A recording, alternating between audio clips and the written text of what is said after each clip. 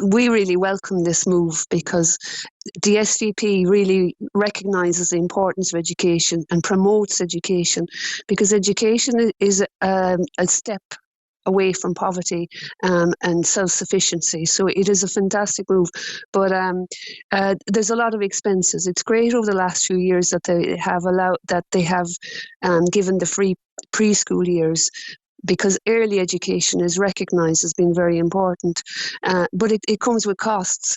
And for example, if you're in preschool for more than 5 hours, you may get meals provided, but less than 5 hours you have to provide your own food.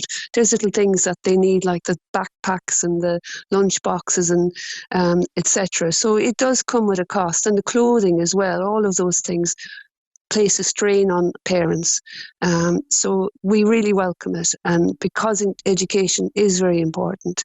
There have been some really good moves over the last few years, such as the free book scheme and the free meal schemes, but education unfortunately is very expensive, particularly as you move up along into the second level.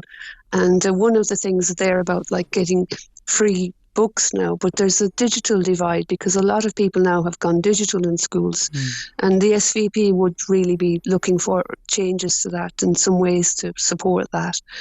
But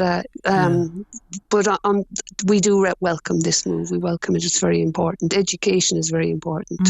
And would it be fair to say, Gerardine, that we focus so much on the costs of childcare, enrolment and registration costs, that perhaps we forget that it can be very cost prohibitive covering the likes of clothing and footwear for a preschool?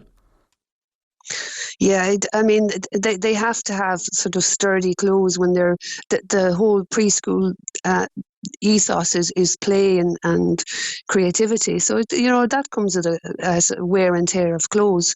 You want your children to be able to run around and be involved in things. So yeah, for certain, it does come with a cost for sure, and it puts a strain on families. Do you see this as assisting with those costs any bit? So on that, again, we talk so much about childcare fees and the difficulties that they pose to families. Will this ease the burden any bit? It's definitely going to ease the burden, but people are still going to be struggling, and we would urge people who are still struggling, first of all, to make sure that if they don't automatically get this payment, that they can apply for it manually. But we are available still for anybody who is still struggling to meet the costs.